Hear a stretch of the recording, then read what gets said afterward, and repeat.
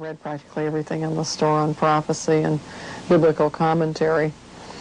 And then I started noticing a different line of books that ran in their bookstores, and I noticed there were books from writers of many denominations. And the books didn't particularly sound like their own denomination, but they all sounded exactly like each other. There were books that called for the creation of a new world order.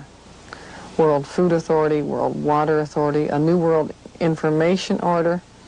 They would make frequent reference to the Club of Rome reports and a Global 2000 report, which was just coming out about the time I was heavily into this study. And the books looked very much like things I had seen in the old political world that I was no longer particularly active in.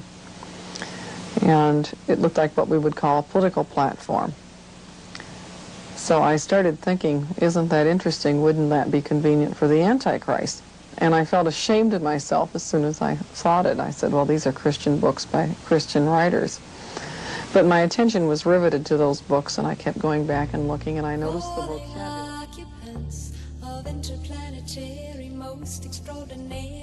In many different places at many different times. The kindling had been carefully laid for the real conflagration, the one that would forever alter the landscape. She said they had broken with certain key Western values, and whenever I hear that, I wonder which ones. And so I turned to her chapter entitled Spiritual Adventure Connection with the Source. And sure enough, she said, we turn east for completion. Eastern mysticism, direct experiential religion was the order of the day. And I had noticed that trend through all the books I had looked through. She quoted from the Aquarian Gospel, and I picked up a copy of the Aquarian Gospel. And page 14 denied Jesus was the Christ. Page 16 said one may enter fully into the spirit of the God of force. And that rang a bell with another Bible verse I'd learned, he shall honor in his estate. The God of force is a God whom his fathers knew not, Daniel 11:38. That's the King James Version I was quoting from.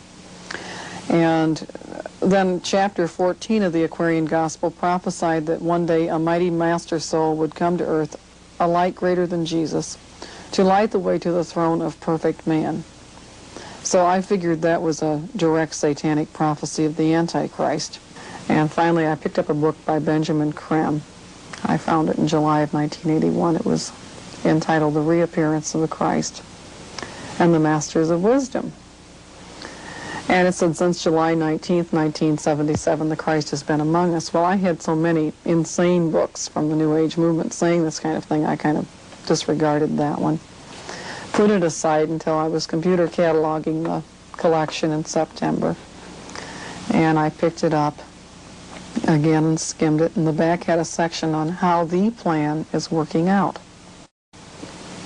Well, I had suspected that there was a plan, but I didn't expect to find an admission in writing that there was a plan. That was more than I ever dared hope for. And sure enough, he cited a lot of the components, things that I had seen in the Christian bookstores, even as evidence of the fact that the plan was working out. He talked about this move towards centralization of our food supplies and change of our economic system and of a new world economic order. And he said that they had hoped that the Christ would make his declaration by mid-1982 at the latest. And at that point, I skimmed through Benjamin Creme's bibliography in the back. And thanks to knowing how to use the internet proficiently, I too had observer status. Even though it was the poor man's way, I calmly pulled down all their working documents which were hanging out, all the press releases that were generated, and the newspaper coverage that followed it. And Javier Solana achieved his treaty. He was given sole credit for the diplomatic accomplishment. Israel and Syria were busy hugging each other. Israel said, at long last we have joined the European club. These are the benefits of belonging to the European club. We have beaten our swords into plowshares. And the number of statements like that were made. And I'm thinking, wow, I can't believe I'm looking at this stuff. And by the way, Javier Solana had been given the power of attorney to run this conference. Dual power of attorney. One is acting as president of the 6-month presidency of the European Union. Mm-hmm. And number two, by the Western European Union, and this is what caught my attention that night, a 10-nation military federation. And 10 countries, military federation. So I kept watching, and a couple of days, and I sent an email when he achieved the treaty to everybody, and I said, watch out for this guy. And a couple of days later, a friend called and screamed, said, turn on your television quick. I turned on my television. I'm looking at Javier Solana for the first time. He had been unanimously, out of nowhere, just named the new head of NATO. I was dumbfounded because this was the guy who had sent the Spanish warships against Canada, and you can still pull up the press releases where he's telling about why he sent the warships against Canada.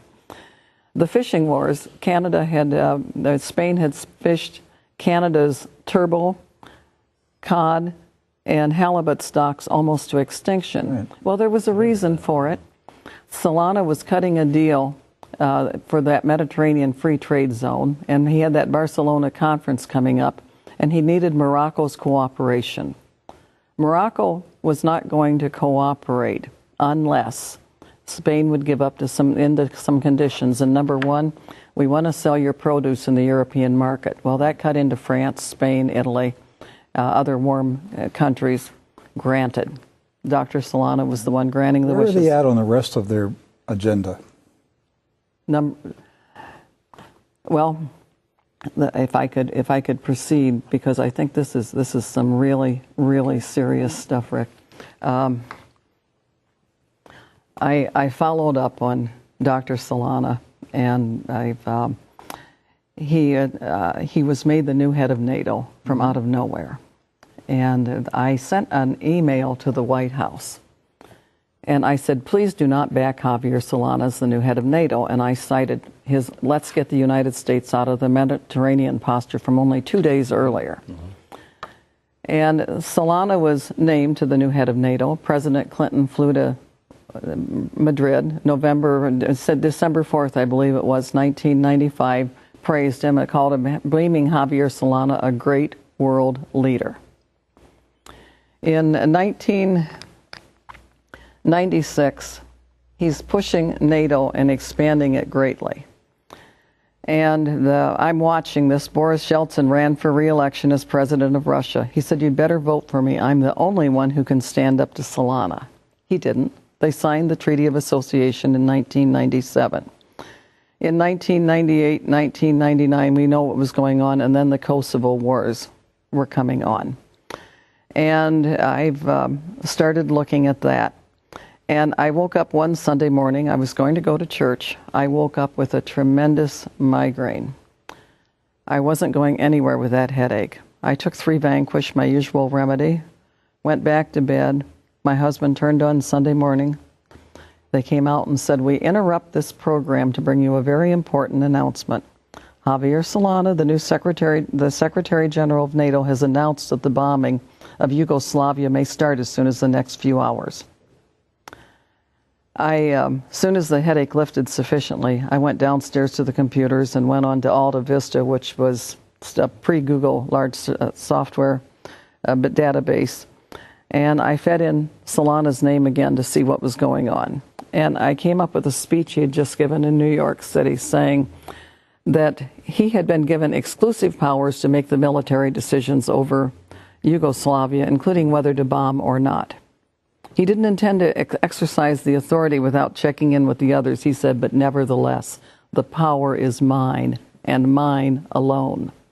Exact quote. I didn't take his word for it. I went to Madeleine Albright's State Department page. She said Solana has the power and has had it since January 30th. We are speaking with one voice through Javier Solana. I watched the bombings. That night, President Clinton came on national television to talk about the bombing. Mm-hmm. And he never said, this is what I think we should do. This is what the leaders of the world community think we should do. He said, I agree with Javier Solana's decision to do this. And nobody ever said, who's Javier Solana? Why does he have this power over the United States of America? So anyway, right?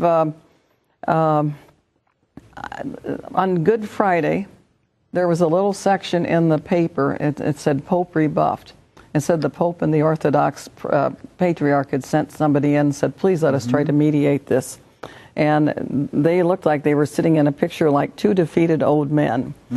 And then I went to a banquet just after that. Spencer Abraham was the United States Senator from Michigan back in those days, one of them. He'd been a guest on my radio program. I knew him well enough to talk to him personally. So I went up and asked him point blank, why did we hand all that power over to Javier Solana? He knew exactly what I was talking about. He said he thought maybe it was President Clinton hiding behind Javier Solana. He said things like that happen, you know. Well, yes, I know that they do, but this time I had the distinct impression it was something different. And then he said he had met Javier Solana personally. I said, oh? He said he and all the other United States senators had been flown to Brussels to meet Javier Solana. And Rick, that's when I got just a little bit scared. Really? I worked in government long enough to know that if somebody's getting big bucks from us, like NATO was, we don't fly everybody there. They fly to Washington, and they walk ever so humbly through the Senate office building, and at least to the heads of the funding committees. But in this case, U.S. senators were being flown to... The entire United States Senate. The entire United States Senate. 100 members? The entire United States Senator.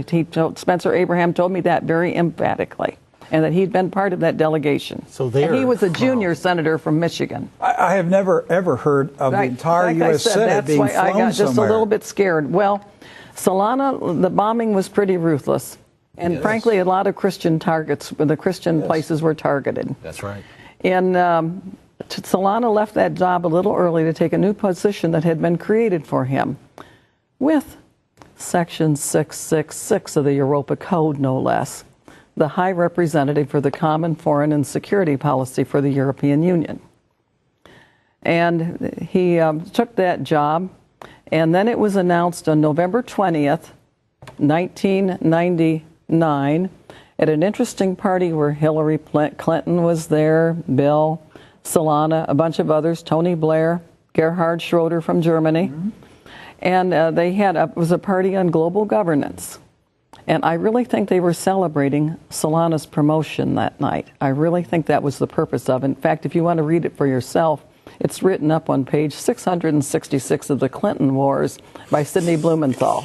Wow. On page 666. No less. No less. And I'm having flashbacks of old True News radio programs.